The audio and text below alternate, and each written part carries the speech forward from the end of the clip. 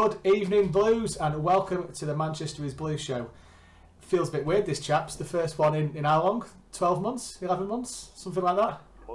A long time. Much longer for me. I tell you one thing, we weren't triple winners by that time, were we? Crikey, O'Reilly. No. We've done well since last time we did this show, guys. Wow. No, Haven't we European just? Cup was a pipe dream last time we talked. God, yeah. I'd love to go back in time and have a look into a couple of the stories from the old Champions League games and just to see what was going on and what was happening and everything on those lines. It'd be absolutely bizarre. But hey, listen, we've got an agenda. We've got a bit of time. We're going to break this up into two little shows. We'll have a little break in between. And Dave, where do you want to start tonight, pal? Because I feel like there's so much to talk about. We could probably be doing several shows from this. I mean, I think it's got to be Istanbul, right? I mean, it's the biggest moment in City's history. I mean, it really is. We've had plenty of big moments, but surely that's got to be the biggest. First one in our history. Hopefully, the first of many. Really has. Bumping into you on the street in a city of 13 million people, and I literally bump into Tom on a street in Istanbul. It was bonkers. Literally walked out my hotel. I can't remember where I was going. I was probably going to the bar. My kidneys have taken some absolute battering since that game. Yeah. But that was bizarre. Just walking down the street, they're just like, "That's Dave and his son." Yeah. Yeah. I mean, we couldn't have planned it any better. To be fair, could we? No. What an experience. What a day. What a night. Just from minute landing there was just absolutely insane. Every second of it. Incredible. And I tell you what, Dan, I don't think I've seen two guys go for a beer as quickly as what we said. That's fine. Yeah, right. Yeah, I know, bar. Let's go. I won't do that at home.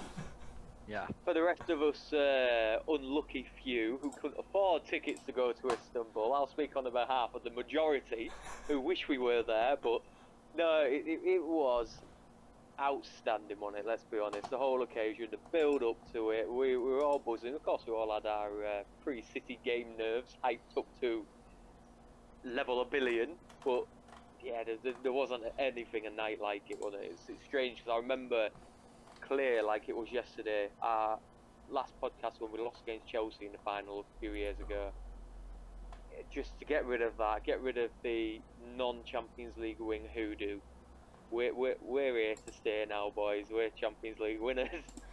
It's funny, isn't it? Because I want bank against us win it again this season, and that's the weirdest thing. I've kind of gone from the Yaya Toure curse has been lifted to it's time for a tsunami worth of trophies, please. And I mean, obviously, I don't want to be too overconfident because I'm not that type of fan, but I think once you've got that bug for winning, I just can't see us losing it. The only slight niggle we've got, we'll come on to a few things in a bit, is losing Gundogan and who's going to be the next captain, and potentially losing a couple of other players and who we're going to replace them with. But as long as we replace them with solid signings, and we still keep Pep's the catalyst for this, Pep's the key for this, and as long as we keep everything sort of okay behind the scenes, I can't see us not being favourites again. I mean, we must be favourites. We must be favourites again to win it again next season. What's your thoughts on speaking of Pep and him and staying and leaving, etc.? What do you think of his number 2 leaving? Do you think that'll affect us? I can't remember his name now. It's gone completely out of my mind. Maresca. Can't remember. Yeah. I mean, it just seems to be that thing with Pep, doesn't he? He's lost, staff. Arteta. I've forgotten the guy's name who went to manage New York City FC. It seems to be okay. He's always got someone in his back pocket who we can bring in and help him out and understand Pep's philosophy of what he wants to do. And I'm happy for Maresca. I think it's interesting. He's brought in Big Willie as his number 2. He's already started bringing in, loan players from City as well. But I think it's just moving on again. I think he might bring someone in, and as long as, to your point, Tom, as long as Pep stays, I think we're okay. Yeah, it's a funny one, isn't it? Because it's Pep's obviously the catalyst behind anything that goes from that. Should we jump straight into Elephant in the Room and Gundogan leaving? Not surprised he left. A little bit gutted he has left. I do feel like he still had plenty of in the tank for us, but you can kind of understand. He kind of done everything. Fresh challenge. My only issue is he didn't get like a hero's goodbye, did he, from the fans, which I think he would have deserved. But I'd say that it was not a bad game to leave on, to be fair. No, and there's nothing to say as well that, you know, we draw them in the Champions League, and, you know, he's gonna, you know, Barcelona are gonna come to the Etihad, and he will, like a lot of ex-City players, he will get a incredible reception back at the Etihad, in my opinion, because he deserves that, Tom. You're exactly right, and I don't begrudge anyone who wants to go play for Barcelona or Real Madrid, to be perfectly honest. That's every, well, vast majority of professional players' dreams, right? Yeah, absolutely. It is what it is. Well, Zeko got a good ovation, didn't he, from us? Yeah. So, you know, I was quite happy with that happening and everything on those lines. But who's his replacement? Kovacic? You can't be, can it? Can he step into the plate straight away? Where are we thinking for who's going to play in his position every game? What options are we having? Personally, I don't think we're going to miss him as much as we think we have. He's a fabulous player. I mean, we can go back a few years ago when we first started doing these podcasts. I always used him as a sleeping pill. I always thought it was boring as anything Gundogan. But my mind was just completely changed. He turned out to be the go-to man, wasn't he? He was almost like a midfield Aguero. Whenever you needed a goal, he was there to pop it in. I mean, was it a couple of years ago he scored in the last 5 games in a row? And three out of them 5 were match-winning goals, and he's done the same this season just gone. So he is going to be a big character, but I don't personally think we're going to miss him as much as we do, because if you remember, we lost Phil Foden out from injury middle of this season, and he's not really come back all guns blazing. So he's going to be like a new signing compared to last season. Kovacic, I personally feel he's a really good player. I've been shot down many a time saying he's all this, he's all that, he's not that good. But you don't have to be good to play in this Man City team. You just have to be part of the squad. I could go into that midfield, and as long as I've got them players around me, I could look like a world beater. And I think that's the only thing Kovacic needs, because he is a solid out-and-out midfielder. And maybe he's just an under-the-radar signing like Manuel Akanji was. Yeah, do you know what? I'm ashamed to say I've not seen enough of him to comment. I very rarely watch other players outside of the City bubble, but everything I've heard of him and the way he's presented himself on social media and leaving is quite impressive. I'm looking forward to seeing him. I mean, let's face it, it's quite rare to get a signing wrong for Pep. So listen, it can only be a positive thing, can't it? Somebody fresh coming in and there's a bit of challenge. And it's bizarre the way he left Chelsea. Chelsea are in a weird situation, aren't they? I just can't get my head around Chelsea at the minute. Bizarre. Yeah, not when they're buying even more players. It sounds like Caicedo is on his way there as well. Like how many 70, 80, 90, 100 million pound players do they need? How's Pochettino going to play all these players? I don't get it. I don't understand. Yeah, I know exactly what you mean. There's a really good Chelsea team in there somewhere. It's whether Pochettino can figure that out. Do you think United have got a good signing in Mason Mount? Keep my reservations about that one. Let's just say I'm glad they spent that money on him and we didn't. Oh, Dan, that's him rifling a 30-yarder to the top corner now. Who said that, pal? Yeah. Oh. Fair play to him. It's a move that, you know, I'm sort of going to enjoy because it's a new face that we can kick the living daylights in the derby now, you know. But no, in a way, I kind of liking the fact that other teams are spending money like Johnny Splattercash, and we're just keeping ourselves reserved. We've not lost a lot of players, i.e. Gundogan. I don't think we've lost anybody else. Cancelo maybe is on his way out. And we're not going all out and signing new players at the same time. I just feel that we're keeping our minds straight. We're not just thinking of any old player that we can just bring in. It is literally just targeting certain areas. There are talks like Laporte going out, Gvardiol coming in. Me personally, I don't understand that signing. I've had a good couple of rants with people on the page about it. Yeah. If you've got a world-class player, and I do, and people have turned around and said he's not, but I do genuinely feel Laporte on his day is a world-class centre-back. He's proved he can do it in this league. He's only, 27, 28, so his centre-back age, that's nothing.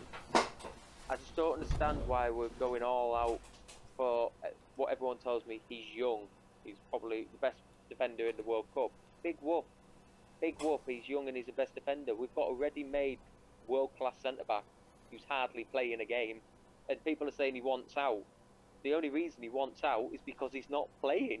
Who in our back line are you going to get rid of to put Guardiola in? Ake, who had a world-class season. Akanji, world-class season. Diaz, Stones, Walker, Lewis, who's up and coming. João Cancelo left because he couldn't get the minutes. I don't understand the signing, so I'm kind of glad that's not happened yet. But I understand the Kovacic signing, and I'm happy with that one. The only devil's advocate thing to say there is, and I agree with you to a certain extent, and there's got to be something else about. I mean, there's no confirmation. You can say you disagree. It's fine. There's no confirmation. I'm really on the fence with this because Laporte can do a job, and there's no, and I don't dislike him. And when he plays, it's not like, oh, here we go. It's nothing like that. There must be something in the background where if he wants more game time, that's absolutely fine. Somebody like Guardiola's going to come in and I think he's like for that replacement, just 5 years younger, 6 years younger, whatever it is, and he can pass, he can play, he can move forward. So £100 million less, more even. But it depends how much we sell Laporte for. So we could even it out. I've stopped thinking about money when it comes to City players, to be honest, because I know we won't overspend. Look at the Declan Rice scenario. We won't batten down. We won't do a Chelsea and throw. We won't do a United and throw money at it, because we will certainly throw money at it. There's no question about that. But we won't pay anything more than what the market value is for the player. And I just think Laporte is. There's just something there. There's just the niggle there that tells me he will be leaving. But I don't think he'll leave on negative terms. I think he'll leave because Pep wants him to. I think he might leave because if he wants more game time somewhere, that's fine. And he'll go and he'll sell to Europe. I'm surprised Barcelona or somebody like that haven't gone in for him, to be honest, saying that they probably can't afford him, can they? Saudi at this rate. Yeah, well, I tell you what, we'll definitely get enough money for him then to sign Guardiola, don't you? And I think the biggest thing that any player coming in or going is you just got to trust Pep, haven't you? My days of questioning Pep are well gone, and I don't know if that's a good thing or a bad thing. Is that a bad Long thing? gone. Yeah, it's a weird one, isn't it? I don't know about Guardiola. Yeah. I'm looking for. I love a new signing coming in, but I don't want to unsteady the ship that's just won us the treble too much. And if we need to get rid of one or two players, if who's gone out of the team already? So we got Gundogan's gone. Who else has gone? That's it. Is that it at the minute? Well, actually, if that's not bad. So somebody's one of the people on the fans page has asked the question, and it was Anthony Rawson. I think Anthony Rawson is the ginger wig. The guy that sells all the stuff at the markets and online. Yes. Yeah, cracking lad. I think it is. Yeah, look at his page. And hi, Anthony. Okay. And he's asked the question: if we only go into this season with the players we've got now, would you be happy? Cracking question. That's a brilliant question, Anthony. And do you know what? Yeah. I think I would. If we've only lost Gundogan and replaced him, and we brought in Kovacic. Is it Kovacic? Yeah. It's not bad that. Who would you want to bring in or take out? Dan? I definitely want another attacking midfielder. I think Foden is more of a winger now. I don't think he can hack it from centre of the play. Gundogan was that all-out midfielder. He could do defence, he could do attack. Stones is coming into more defensive midfield. Then we've got Stones, Rodri, and Phillips now. Phillips is going to be like a new signing, hopefully, after this one season. Pep wonder season ends. Hopefully, he'll be a good player. I just feel we are lacking in the centre of the park. If De Bruyne gets injured, yes, we can maybe bring Bernardo Silva in, but is Mahrez up for taking over the right? Alvarez, I don't think he can cover attacking mid. I think he is just a really good striker who's just obviously stuck behind the world's best striker at the moment. I'm not on about maybe like a £50+ million signing, but just someone who can come in, who can easily go into the team and just work a magic. They don't even need to be relatively young, sort of like a Kovacic age. I just don't think Kovacic is a really good attacker. I think he's just a good midfielder. I'd just prefer to see an attacking midfielder come in, and I think would be structurally sound. So you mean an attacking midfielder, Dan, or do you mean a playmaker? You mean someone who playmaker is probably does the right ball?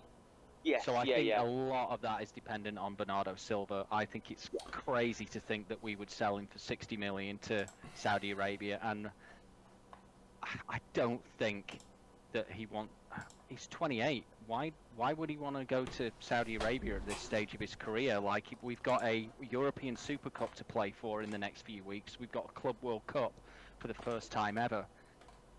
Bernardo Silva surely wants to play in those competitions and win those, and maybe in a couple of years think about going. So to your point, Dan, I think that's possibly what's going to happen.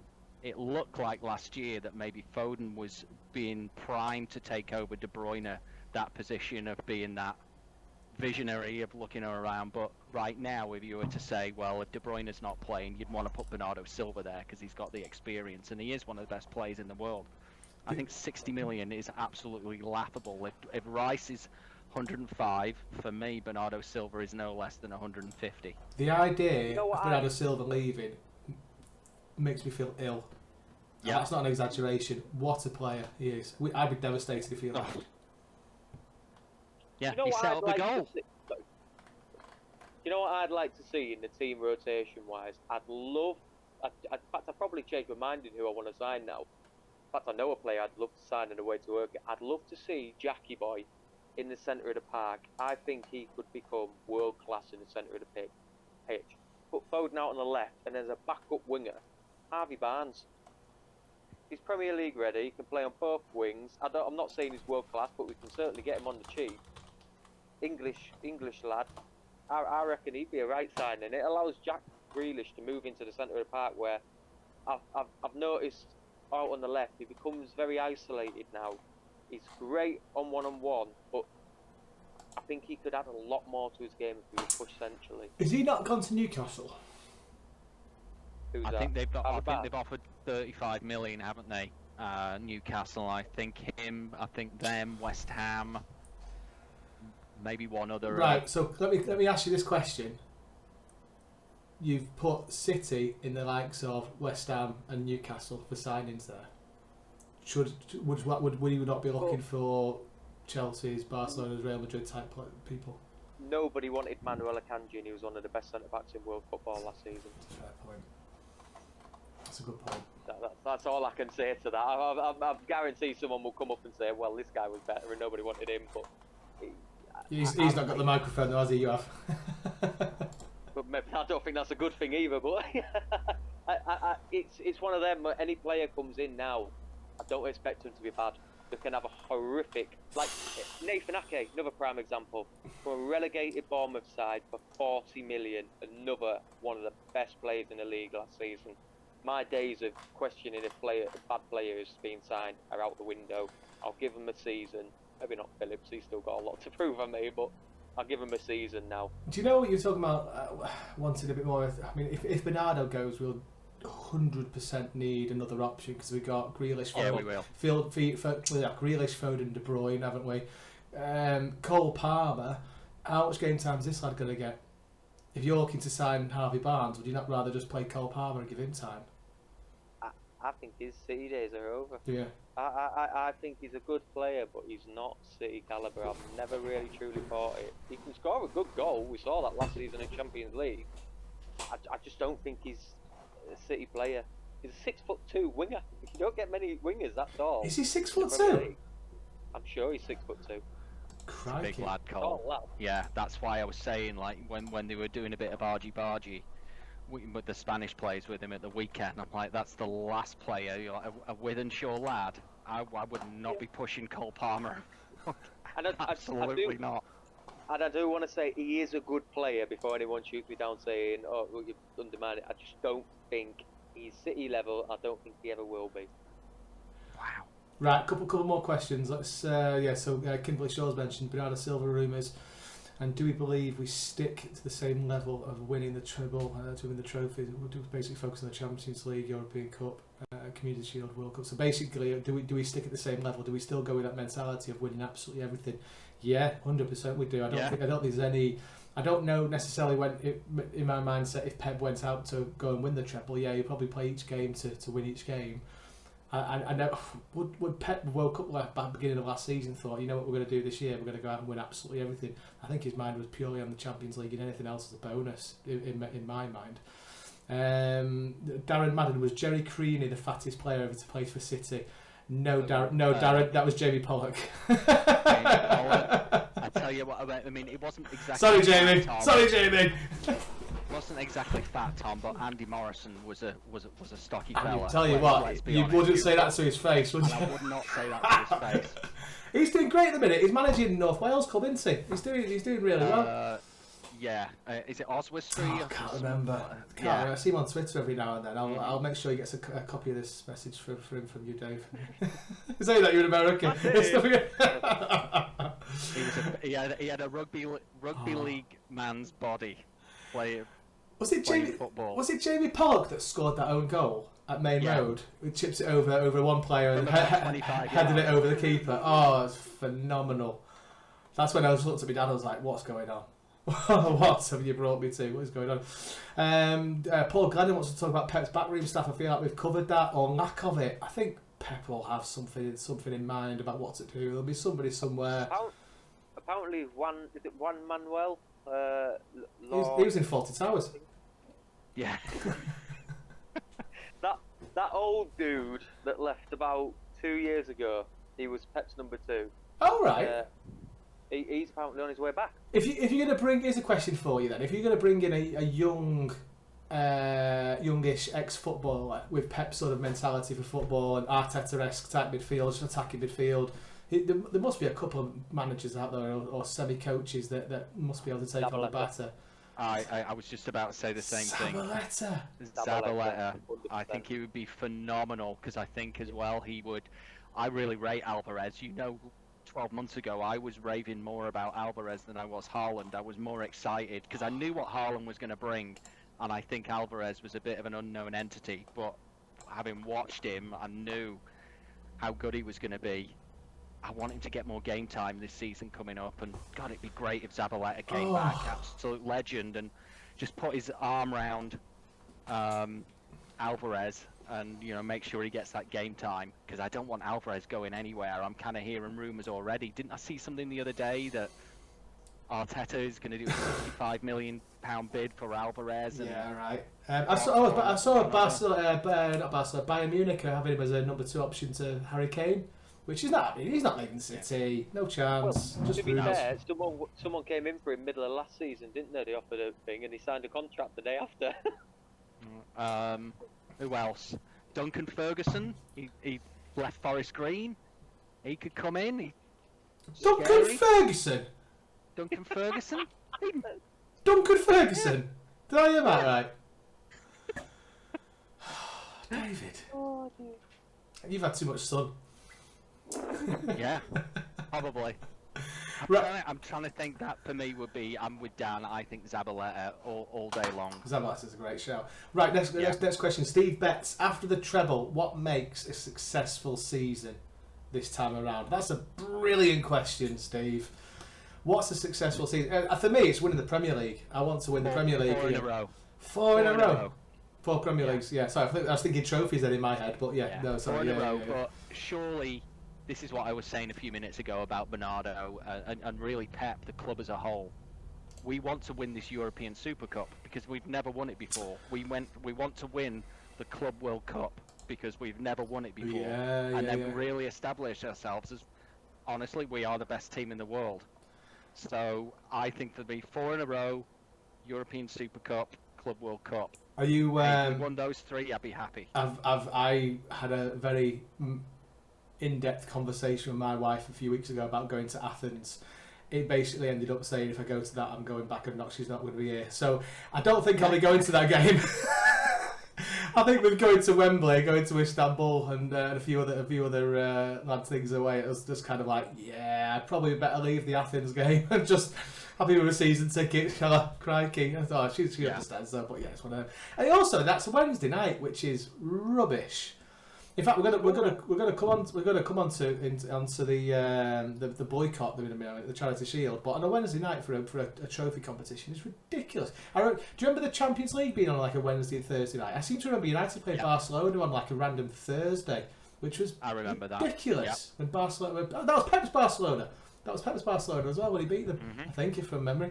Right, I want to move on to Charity Shield. There's a lot of people that have been talking about this, and the fans boycotted. I got a ticket yesterday. I got a text message yesterday saying tickets have gone on sale, and I'm seeing that there's not been a massive uptake. So just to give everyone a bit of an idea about what's going on is, so basically 1894 Group and MCFC Food Bank are clubbing together. And what we're going to do, we're going to get a member of the 1894 Group on soon to have a conversation about this, but I want to try and give it a very quick and dirty version of it. The Charity Shield was pitched on a Sunday at 5:30 kickoff, which is fantastic for Arsenal, because Arsenal are down the road, 2 tube stops away, all the rest of it. For City, like we've all done, and we've all done in the past, and we probably will do in the future, travel down to London on a random Sunday. Charity Shield games, I see the Charity Shield games I take the kids to. There's no way I take my kids to the United game or any big finals or anything like that, because I just probably just concentrate on it. So I see the Charity Shield as an opportunity to go down. That's impossible for me with childcare situation and children's situation, as it is for many others. So the idea was to put a boycott in place for the FA and ITV to basically say, listen, City are in a position now where we go to a lot of finals at Wembley. You can't push us around. You can't keep saying to people, right, we're going to go down. You're going to do this. You're going to do that. We have to have a stand as fans at some point and say, enough's enough, guys. We can't carry on doing this. We can't go down to stupid o'clock. They could have put that game on a Saturday at 3 o'clock easily. No other games on in the country. No excuse for policing, nothing like that. But no, they don't. They want to put it on 5:30. Anyway, after a few consultations with the police, ITV, they moved it very kindly to 4 o'clock. Again, not a great thing for me, not a great timeout for me, and we were trying to get it to 3 o'clock. That's been kiboshed now completely. So what 1894 is saying is, do you know what? They've set up an event at Band in the Wall in Manchester, where it's a live screening, and anyone would like to donate potential money that they would have paid to go to the Charity Shield to the MCFC Food Bank, which has raised thousands and thousands of pounds in the last 2 or 3 days. So fair play to both these organisations. My own stance on it is, I'm with it, I support it. I hate the idea of not going to City. I hate the idea of not supporting City and being there, because I would have gone. But I also hate the idea of TV companies and the FA just taking the mick out of us because we're there every season. They've got to listen to the fans more. They've got to listen to us as a club and say, actually, do you know what? You've got to make it fair for us, because we're going down. We are lucky enough. God, Dave, imagine me saying this 20 years ago. City are lucky enough to go down to Wembley. Once a season, twice a season potentially. Yeah. Just because we're there, and so as a club that goes down there a lot, surely we need to have a say on when decent time is for kicking off, not just putting us in when they feel like it's good for them and the ITV viewers, because they're not watching Coronation Street or EastEnders or whatever on ITV, whatever crap it is. I'm very honest with that, and I don't mind my opinion with that. But what are your two thoughts on it? I've seen a lot of people saying you support your club through thick and thin. We're there, we're everywhere. We heard the song, Dave. We chanted it in Istanbul. Follow you everywhere. So I don't. What are your two opinions on this? Dan, you're a little bit closer to home than me, so I mean, you're Yorkshire boy. What do you think? Yeah, the Yorkshire man. I categorically 110% agree with the boycott, because it's what they've done to put it to the food bank. That is genius, rather than out of goodwill nature. Yeah. All that money, you're still watching City. You're with a group of fans that would have gone down to the game anyway. I would put every penny I have to be at least 5 or 6 players in that City team, including the likes of Phil Foden, who's a Manchester lad. They'll be thinking, if I was a fan, I'd be doing the exact same. Because it is taking the mickey. It is nothing but sponsorship money for the FA and the TV companies. It's a ridiculous time. Arsenal fans, of course, aren't going to kick off because, like Tom said, 2 tubes away. Half of them could skip to the stadium. It's that simple for them. But you've got to understand, it's all well and good saying, well, City are at Wembley once, twice a season at least. It means a lot more money being spent.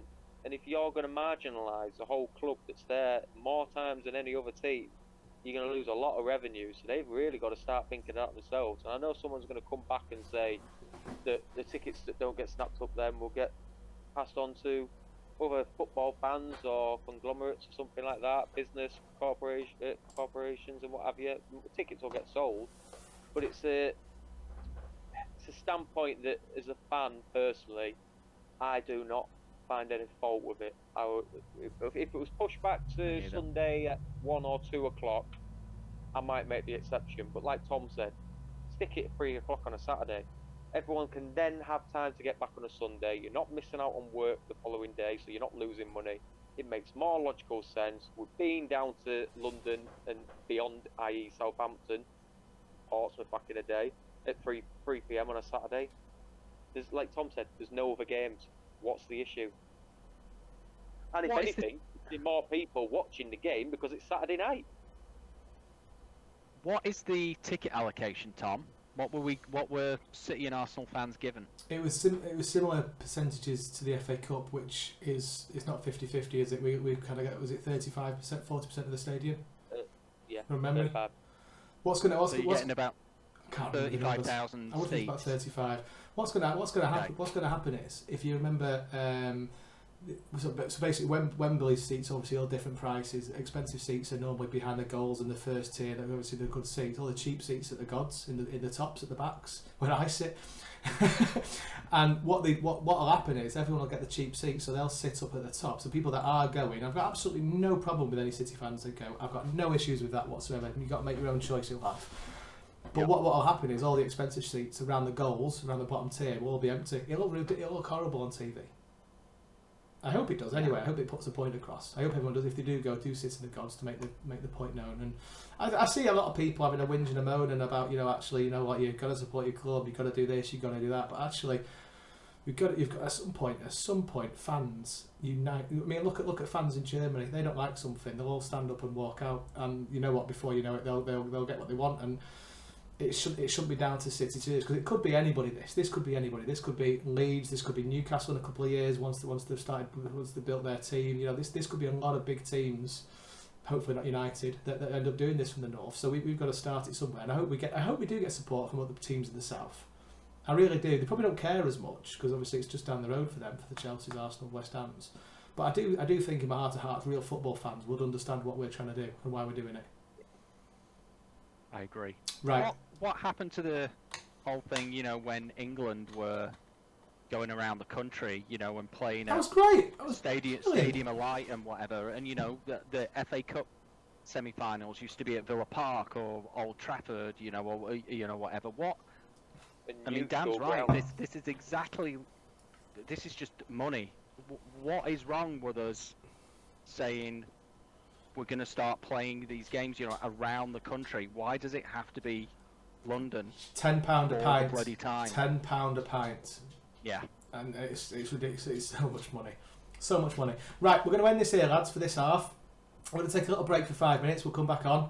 And we've got a few more things to talk about. Who we've got to talk about? We've got Calvin Phillips, more questions from people that have written in. And we've got a few more conversations to go in and around that as well. So, yeah, see you in 5 minutes, guys.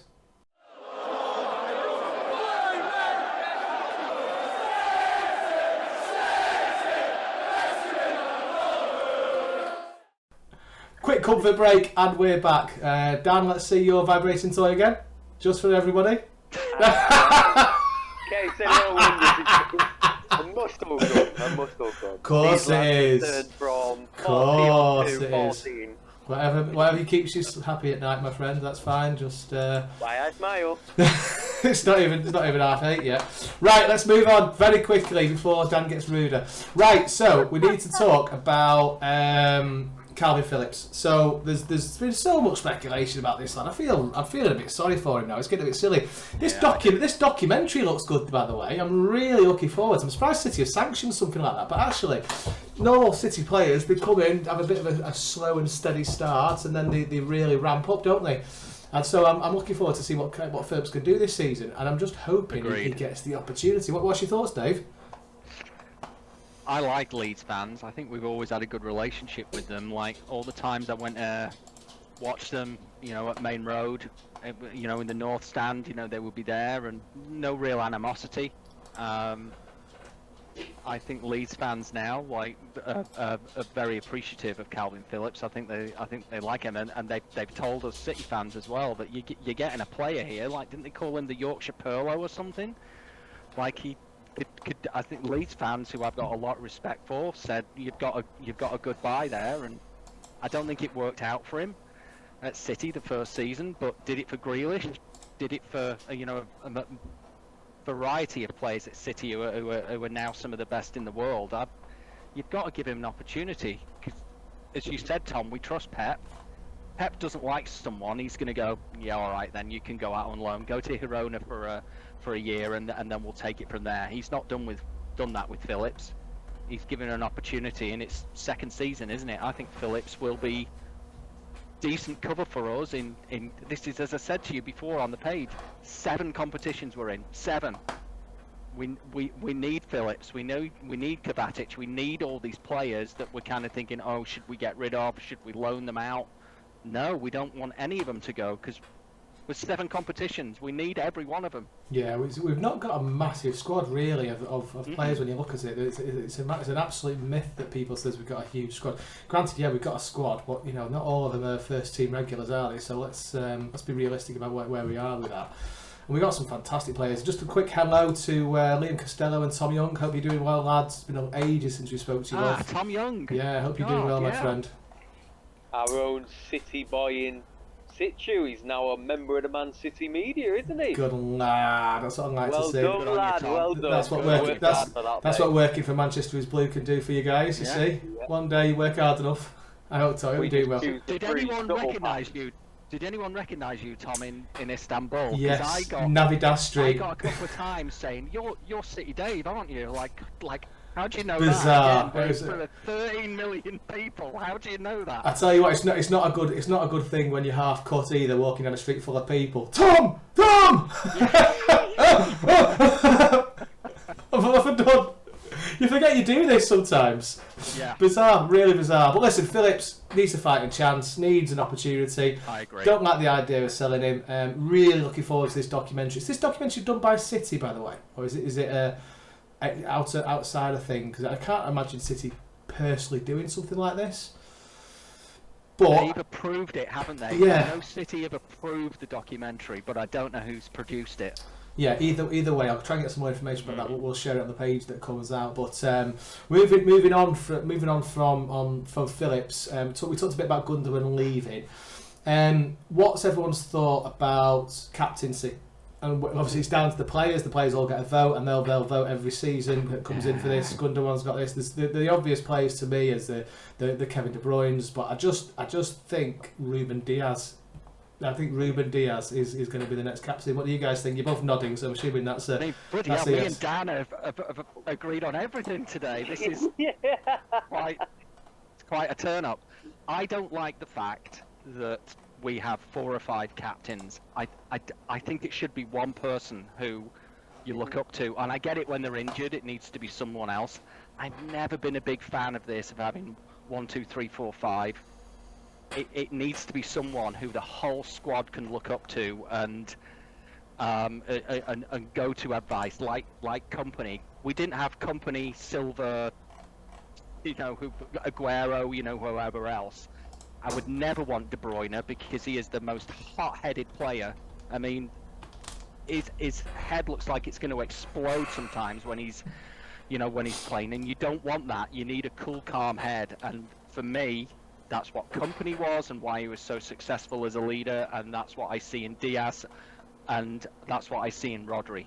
I would have Diaz as captain, and I would have Rodri because they're going to be there as well, right, for the next, hopefully, 5 to 10 years. So have some stability. Yeah, and it makes absolute sense. We've seen how well we have played as a club and a team since Diaz has come back this season just gone. It makes absolute sense. I can't think of anyone else I'd really want. Like I say, De Bruyne's obviously always there, but that's more because he's a senior player and he's bloody brilliant, I think, more than absolutely anything. Is anyone else the outsiders for you that could potentially be captaincy?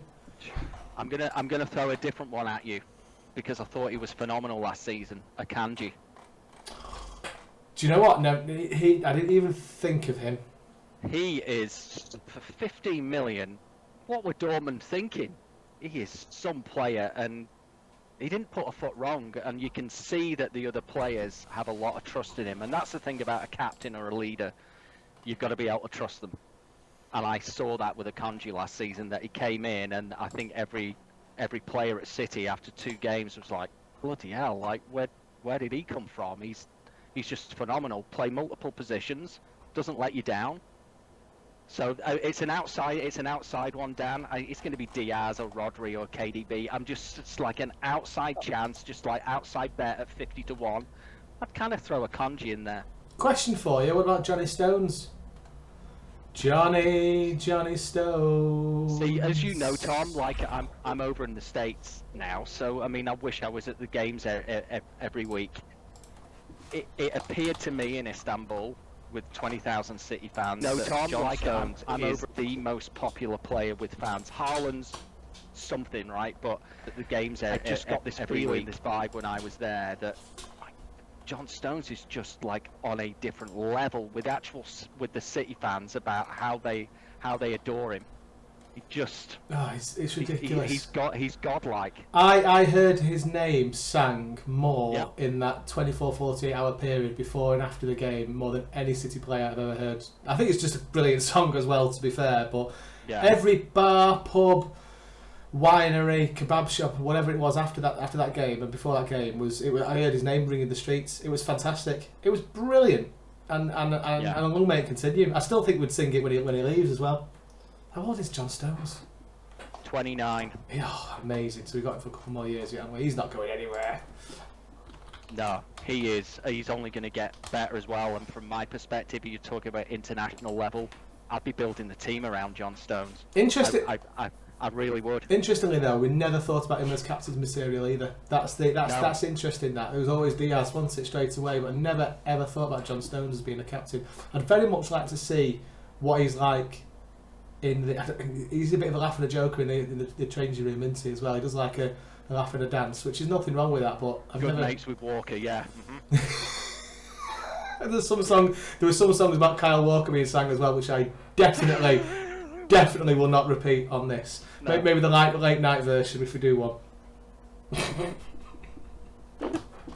Yeah, will be interesting. I think it's going to be the whole vote thing again, and there's going to be 1, 2, 3, 4, 5. It's just we trust Pep, but it's not for me. I would like one captain who knows that's who you go to. Yeah. That's when you've got any issues as a player, when you're looking for someone on the field to calm things down.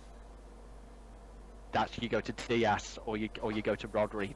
And the reason I say that about Kevin De Bruyne as well is he's so good. I don't want him focusing on leading the other 10 players. He's that good. Just focus on your game. Because you're so good, just focus on the right pass. Focus on scoring. Yeah. That's what De Bruyne is good at. Yeah, can't disagree with that at all. And I'm looking forward to seeing what De Bruyne is going to do this season. He's kind of done everything with City now. So it's kind of like we need him to take... I almost want him to take that next step. Now he's won the Champions League with us. And by the way, he must have been gutted on the Champions League final again. When that happened again, I looked at my brother, I was sort of to my nephew, I was like, this is not happening again, is it? But I feel that was the thing. We didn't know what was happening either, did we? In the stands, we were like, what's going on? Is this a tactical change or what? Because we were so far away because of the bloody racetrack around the pitch. Everyone was a bit. It's as you said, this is deja vu. Is he hurt? Is it tactical? What's going on? Because he wasn't having a great game, and I don't think any of us were aware that he'd been struggling for 3 months with a hamstring. So for him to even get on the pitch in Istanbul was something. But I mean, he didn't have a great game, did he? We started playing actually a lot better when Foden came on for him. Yeah, he's right. He should have scored, by the way. He did all the hard work, and then he passed it to the keeper. Can't believe he didn't score that. I'm gonna have I can't believe he reminded me of that. Oh, anyway, can we move on? Yeah. It's awesome. Yeah. Kevin De Bruyne's 32, so he's just had his 32nd birthday. He's got what, 2 seasons left? How long is it left in his contract? Yeah. He's got 2 years left in his contract. So Well, What can he do next surely one years? of his jobs now is, as Dan was saying before about, you know, Grealish, or even if it's Foden or whatever, start taking Grealish and Foden aside in training and saying, this is how you play my position, because De Bruyne isn't going to play 50 games next season. He just isn't, injury-wise or rest-wise or whatever. So you're going to need a younger player. You're going to need a Foden, a Grealish, a Bernardo Silva who understands that role of what to do. So I think it's time De Bruyne now is start beginning to put his arm around some of these players in training and going, look, this is what I do and this is why I did it. Are you ready for a hospital pass question? If Go for it. somebody offered you 150 million for him, what would you do? With 2 years I'd left in his take it. contract. For 150, I think I'd take it. What, for Kevin De Bruyne? Hmm? Yeah, for I'd- 150? Minimum 75 mil, I'd happy to take. I don't think that's Yeah. enough. I think anything less than 100, because I'm thinking of 2 years left in his contract. If we can get him down to a year left and then sell him for 100, I think we've done well. I want him to stay on longer and kind of move into some kind of coaching role eventually, because he is that type of player, that type of mentality. I can see him going into some kind of coaching position afterwards, so I'd love that to be at City. I think for what Dave says, the value he can bring to the juniors and the players around him to build up what we've got already, I think that's priceless. I think that's absolutely priceless. I think Jack Grealish needs to stick to him like glue and just see exactly how to move, how to pass. It's just a shame David Silva's not here as well. We could bring him back on him. Can we wheel him back as a coach, please? There's another one, like I don't think he'll play for Real Sociedad past this season. He does have a love affair with City, David Silva. I know he loves living in Tenerife, but my God, that would be another one I would love to get back in a coaching capacity at City. For me, as you know, is my favourite. I think he's the best player City have ever had. I honestly believe that. I'd love him at City in some capacity. David Silva and Zabaleta in a coaching capacity. Oh, yes, please. Don't forget Martin Petrov. Martin Petros. Oh, obviously, yeah. Martin Petros there. Martin Petros cleaning the boots somewhere. We're talking about best players ever play for City. Martin Petrov. Come on, don't leave him out. The love affair continues for another season. Yep. What can I say? He was a great winger. We should have had. I did enjoy Martin Petrov. I got to say, he's left wing, wasn't he? Left wing. Yeah. Did you get a signed thing for Martin Petrov recently? Last year, the year before. Did you get something signed from Martin Petrov? Or did I make that up? No, Yeah. it was. I was going through. Well, I was going through a bad patch. I'm not afraid to admit. Hopefully, any Blues out there, you know, I was down in the dumps. I've suffered from depression for many years, and Dave, God bless him, cheered me up. He surprised me by talking to my brother, getting my house address, and he got me a signed picture of Martin Petrov and sent it to my house. Lovely. That's the kind of man Blues that City Dave Roberts. That his way. That's really nice. And I've always said to him, I've always appreciated that 100% Absolutely. every time. Well, he's 44. He could do a job for us still, I'm sure. Oh yeah, he keeps himself He's got fit. one gut on him. Oh no, he's got one gut on him now. He's retired. What a shame. Anyway, he still says his market value 12 million quid on transfer market. That can't be right. Can't be right, can it? 22 mil. Obviously, at least. And I think that's pretty much where we're wrapping up to, guys. Is there anything that you want to talk about? And yeah, Dave said we've got 7 trophies to play for this year. 7. I guess my last thing is 7 we were having trophies. the one player that we haven't talked about a little bit is Harwood Bellis, and as you know, we had a little bit of a chat about this with Mr. Dan Halifax earlier this week, and so I'd love to know what all Blues think as well. Final year of his contract, captain of England under 21s. He had a phenomenal tournament. You know, to go through a tournament, I know it's under 21s, but that's still phenomenal players without conceding a goal is ridiculous. Halifax feels that we should cash in on him. 15 million, go to West Ham or Fulham. I'm more on the fence. I would prefer to loan him out, and potentially I would love him to go back to Burnley again, because I'm sure company must want him. I'm just loath to sell him. I think we might regret it, but I understand we got this plethora of centre backs, and is he going to get game time? But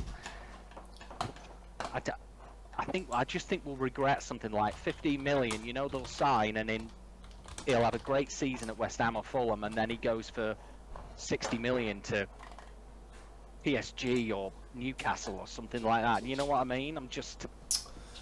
How do I feel about this? Right. So my head tells me, and I think I said this to you, I don't think you'll ever see him in a City shirt ever again. Yeah. My heart tells me, do you know what? Keep him, loan him ideally to a Premier League club, Vincent Kompany, give him another 12 months, see what he's like there, with an opportunity to actually, if we have seen a stage on stage, because he's a captain, he's a champion now with under 21s. He's obviously a leader within that. That gives a natural born spirit to any player, and if it depends what he wants to do. Listen, this is. I think there's a lot of it down in his court as well. What does he want? Does he want to stay and fight? Does he want to play and go for loans? I would love to see him play as a City shirt because he's got the heart and soul of a blue. He's a defending Paul. Bloody hell! He's a defending Phil Foden, isn't he? He's got the heart of a City fan. Everything behind it, and he's a captain material. And he's English, and he's from Stockport. Yeah, that's a really hard question, isn't it, to answer? What do you reckon, Dan? Really tough one. I'm gonna throw the ball out the court here and say it's the easiest question you could have asked me on the night. Heart and brain, sell him for 15 mil.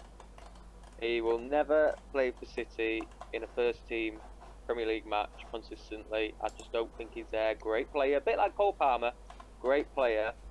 But if he was to get a move to like a West Ham will be European football contenders every season he's there, in my view. He could easily, he's like John Stones for Dave. You build a team around him. He's that sort of player, but I do not think he's a top 6 club player. Well, put it this way, you replace him. You look at our team as it stands now. He wouldn't get in front of any of them now. No, would he? Especially if we're going to bring Guardiola in. So I think that kind of answers the question, which is a real shame. It's a shame, isn't it? And 15 mil for an academy. I don't think 15's enough. I don't think 15's enough. How much do we sell the goalkeeper for? 20? That's looking like 15, and then there's another 5 with add-ons or something like that. Well, so you know, he's England captain and all the rest of it, and he's won that trophy now. It's got to be at least 20. But listen, at the end of the day, it's whatever Pep thinks and whatever Pep wants to do will happen. But I'll support his career. I'd love him to go to Burnley. I'd love him to go to West Ham. I love West Ham, and I don't know why. Why do City fans like West Ham? Why do West Ham like City fans? There's a definite mutual love there, isn't there? Something about West Ham I like. So I don't know what it is. It could be, honestly, it could be just Ian Bishop.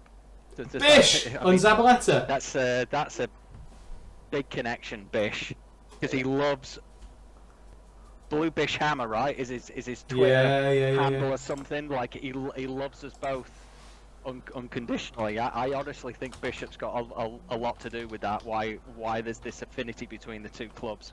That's a great shout. We had him on the podcast with his sons. Was it last season? 2 seasons ago, maybe. He's surely he's still at his podcast. I'll get back in touch with him, see what's going on. And he was in Istanbul. Didn't see him, but did you bump into any players, Tom, in Istanbul? I couldn't tell you.